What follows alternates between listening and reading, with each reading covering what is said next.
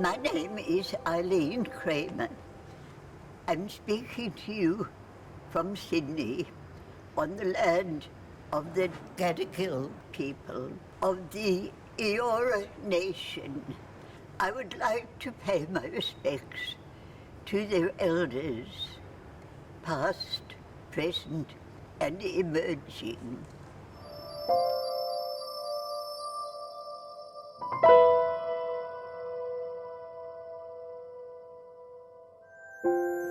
I lived alone, so I've got used to being alone. I quite like it. I invented a new project, and I've been working on it every day, and I've been enjoying myself. I was glad nobody interrupted me. Every day I got a new idea. The idea never stood still for very long, because every day I had a new idea. I'm going to introduce my Australian group of friends to my group in Lewisburg in America, and we're all going to show each other photographs successively, starting with Bowden Visa, who was our beloved teacher. So many dancers have a beloved teacher, somebody who opens up a new life for them, and that's what Bowden Visa did for us. To my surprise, Madame Bowden Visa was sitting there talking to the man at the piano, and she turned to me and said, "Dear, I want you to dance over there all around the studio and come back to me." Oh, what am I going to do? So I hopped about doing this and this and this, and came back to her. And Madame Bowden Visa said, she didn't speak perfect English. "That is very nice, dear. You may study to become a teacher." I said, "I don't want to be a teacher. I want to be a member of your company." Well, Madame Bowden Visa smiled and didn't say any more. 3 years later, I was a member of her company. I was absolutely thrilled and delighted and ready to go. I was going to be a machine. I was going to be a water lily. And I just loved it. And I've loved it ever since. And although it's a long time ago, I still work in the style of Bowden Visa because that suited me. Somehow, by chance, I had found the right road to take for the rest of my life.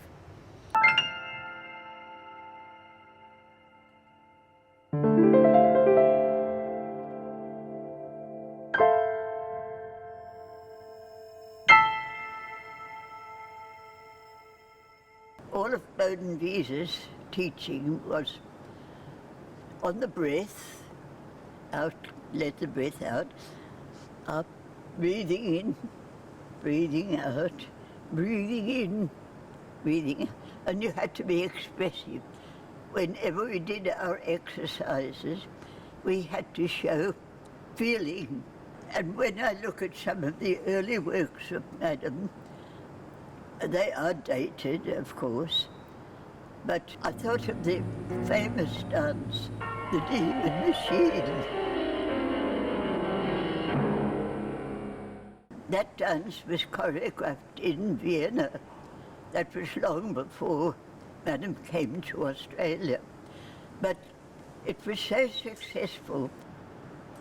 It starts with idealistic-looking people in 4 corners of the stage, and they're all doing this breathing and relaxing.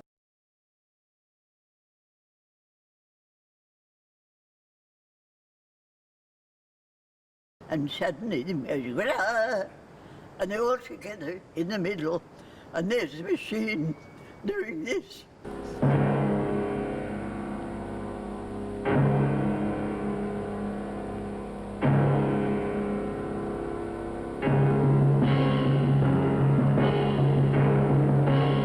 And then we'd go, someone standing like that, and this figure comes out and goes back, and back. And we lay right back with our legs underneath it, and we made an arch with our bodies. And it was quite a famous dance, but our costumes were silly. We had costumes here with a kind of zigzag thing here, and little tiny pants with a point there, and black and silver. In the very end, the movement accelerated, so you would go, da, da, da, da, da, da, da, and we were going, you know, everything, and it got faster and faster and faster. And then Ann Pitch and I were lying on our backs with our legs going,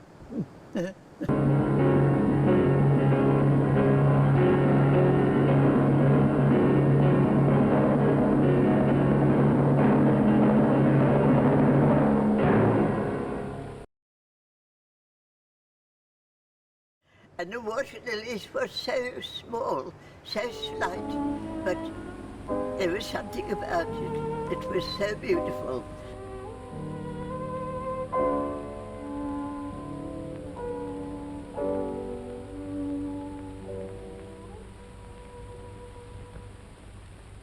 Last year, when James Batchelor, who was a very good dancer and had once been a pupil of Sue Healy, he came to Sydney. She introduced us, and I had a bright idea. I'm going to teach you to do the water lilies. Did it in this lovely little public garden, quite small, with a little pond with water lilies in it, and it was quite close where Madam lived, and somehow we felt very close to Madam at that moment.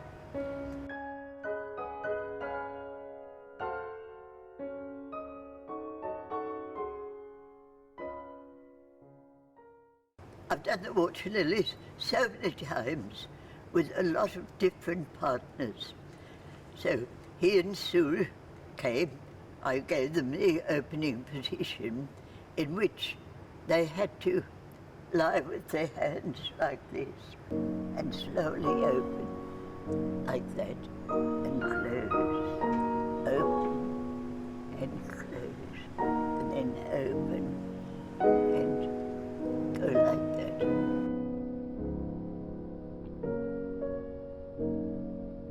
I was very impressed with Mr. Batchelor, because he was willing to do it over and over and over till he got it right and began to do that. And back to their chest. I had a bit of trouble getting Sue to come back to her chest. Out, out and back, out and out. And the third time, instead of coming back to their chest, Madam said, like the tendrils. So the tendrils came up and opened, and they did a kind of a windmill effect.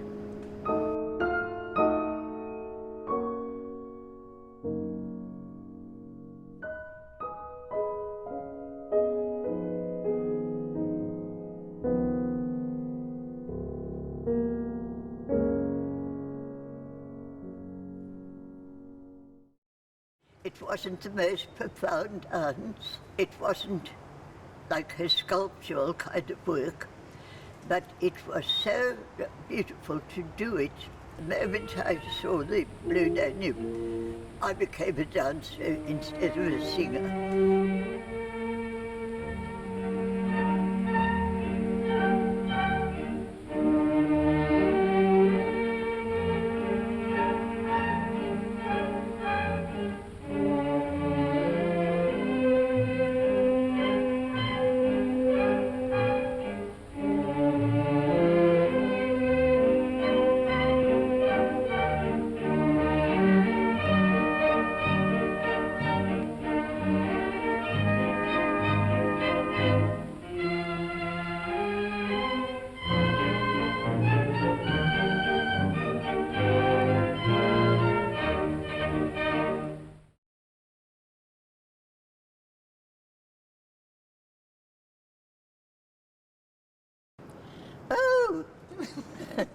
A horrible word.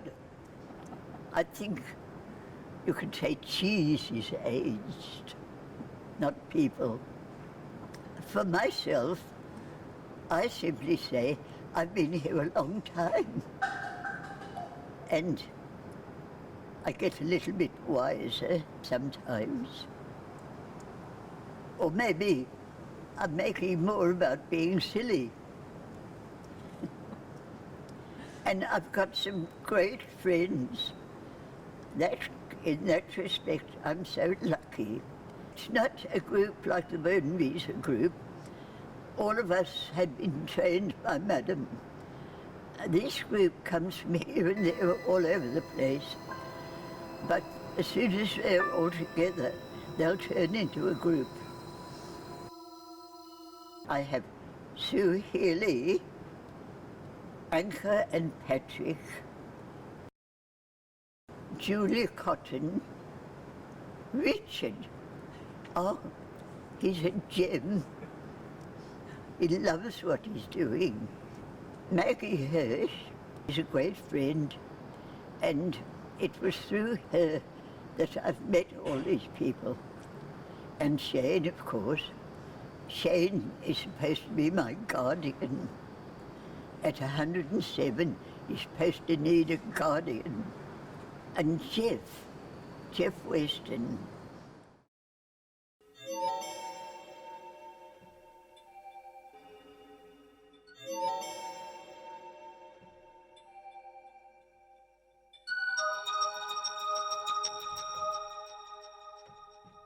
Kathy Gray suddenly was in my life, and I was in her life too.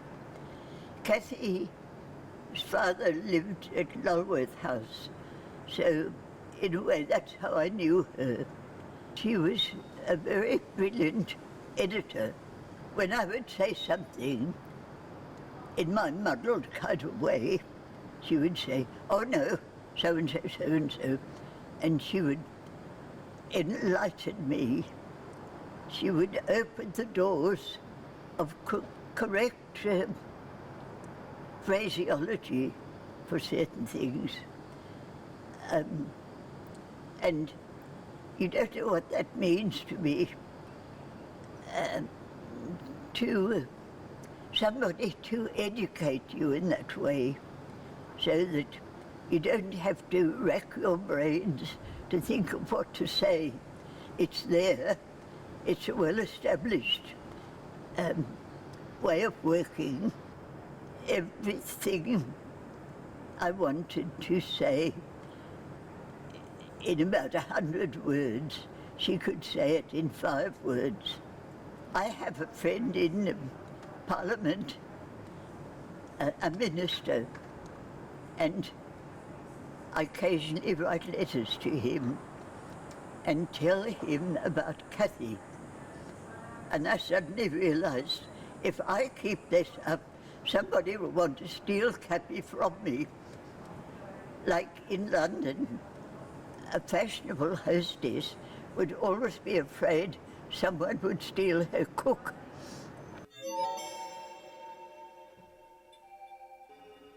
They're very short stories, and they're very simple. And I must have said once to somebody they were about animals, but that's not quite true. They're not really about the animal, but in each story there is an animal. Like there's a cat and a dog and a tortoise and a giraffe and a tiger. I like the tiger story. Some of the stories are complete fairy tales in a way, and some are quite true, and some are very sad. In the Botanic Gardens they had a turtle in a metal confined place, and that turtle would come up to the bars of its cage and stick its head out. You had to scratch it on the back of his head. And it died a long time ago, and it's been stuffed. And they've got it in the office of the Botanic Gardens, and somebody put a silly hat on it. And I went to the office one day to talk to them about the tortoise. And there was my friend, the tortoise, in a glass case with a silly hat on its head. And I expressed my indignation. That tortoise doesn't deserve that. So they finally agreed to open the glass case and take the hat away. That's true. I did another work with Sue last year. She had a wonderful name for it. It was called A Delicate Haunting. It's a magical box. It's a box about that size, and in it, a figure's moving about.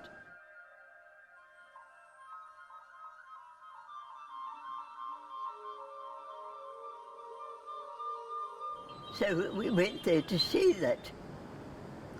And when we were in the lobby outside, there was another girl in charge of the lobby. I suddenly said, I feel like giving a dance class. Get in line.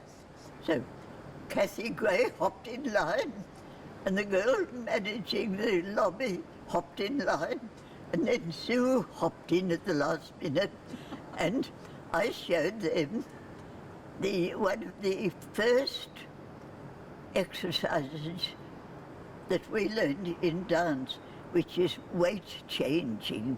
You change from stand on one foot, and you lift up and go down, and then you go back, and you do the other side up and down. So you can go back and that way, and then you can go forward and back, and you can go diagonally and back. There are lots of ways you can change weight, and we're doing it all through our lives. Every day of our life, we're changing weight. On that day, I was wearing a purple velvet coat I had made for Coralie Hinckley, who, as you know, is a member of the Burmese Ballet. Coralie sadly died just a few weeks before that, and her daughter brought that coat to me because I had made it for Coralie.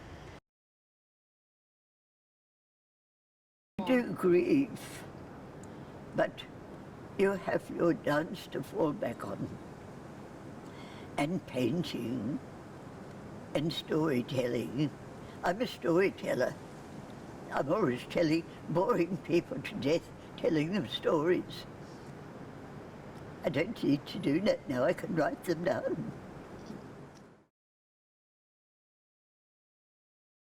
Death, did you say? Yeah, I've got a new theory about that. Not reincarnation, but now that scientists are getting so close to what we really are made of. The universe is so big, so many planets. We don't die, we just start another life on another planet. We might meet the one we've been grieving for. We might know who we are, or I haven't got as far as that yet.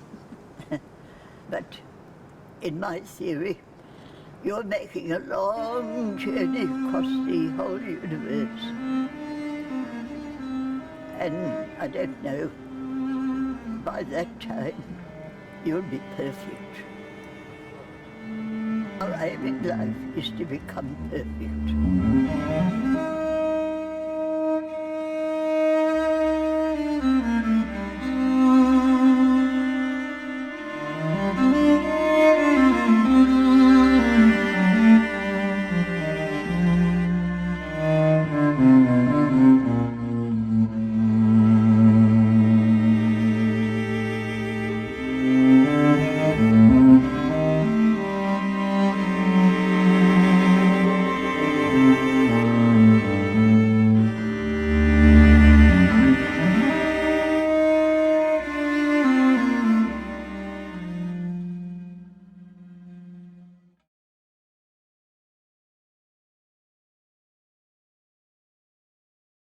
Every evening We have a long corridor with bars. I do what the physiotherapist gives me because I lost my balance. I'm getting it back. I can make little trotting steps now. So it's very, very important to do exercise. Is to do it again and again and again and to like it. And we were taught to be expressive, like, oh, like that.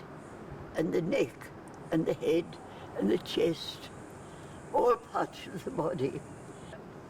This in itself is a technique. This is a technique. This is technique. This is technique. I went to Elephant Cave off the coast of Bombay. That's where I had one of those experiences you're supposed to have. I'm looking at the three faces of Vishnu, the great big face, and then the two profile faces. And I felt everything roll away like that. And I heard a voice. You have been concerned with petty fragments of life. Look at life as a whole. Then the walls rolled back again till I was looking at the sculptures.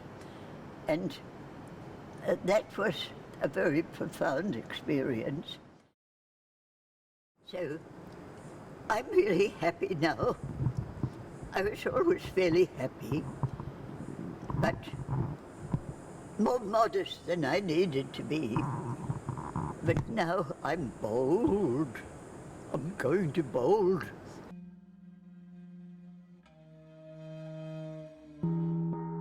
You get a Kathy Gray, and you get a Sue Healy, and all together you make one big bold, and you do the machine.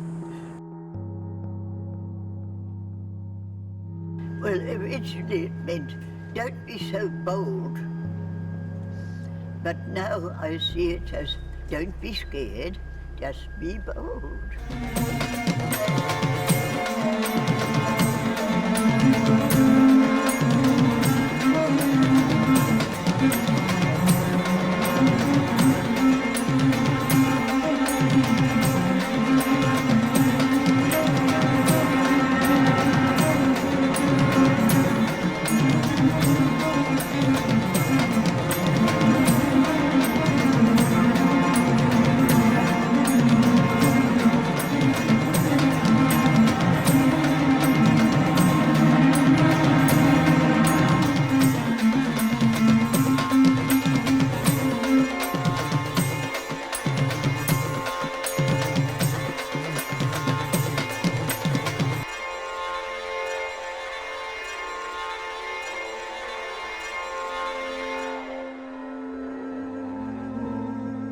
Well, that's where Kathy Gray comes into it again.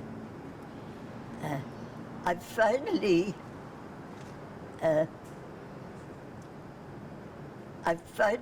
accepted what I am.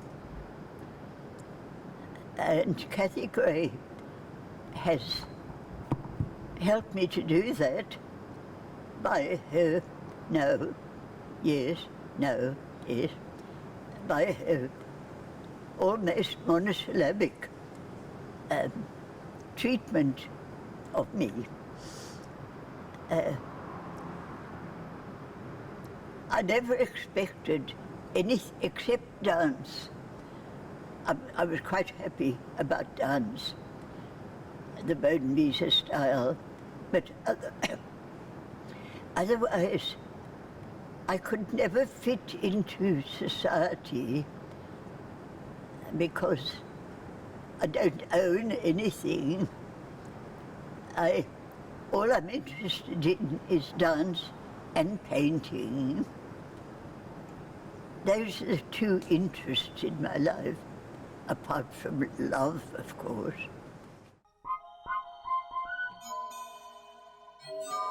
I'd like to be beautiful. I'd like to wear beautiful clothes.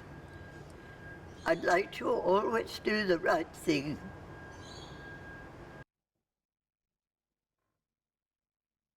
The tree that we used, the God tree, has big branches, and from these branches are what they call aerial roots going down to the ground. So it was like being in a strange, haunted palace, and these white figures in my masks.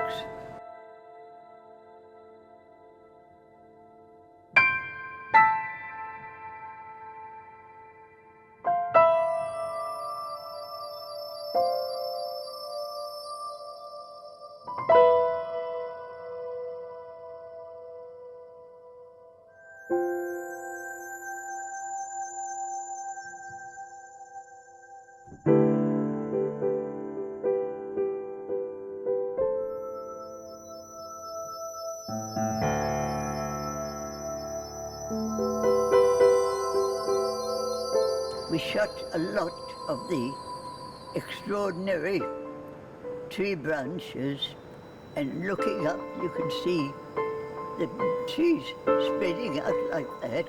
You can see a little bit of the sky, and in the far distance you can see like a light at the end of the tunnel, the outside world.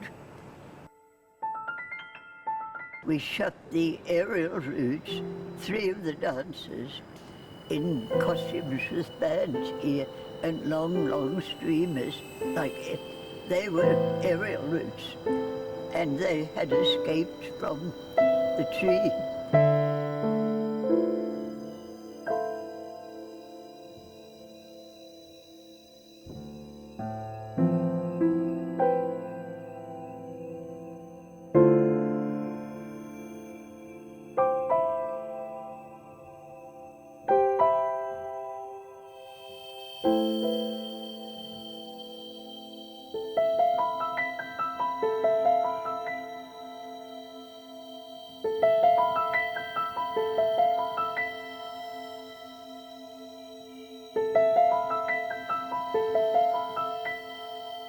Kathy has put a formal coat on what I am. She'd made me real. So I accept what I am. I'm not likely to change now. And in a way, I'm 107. That's interesting. But this is, in a way, the best time of my life.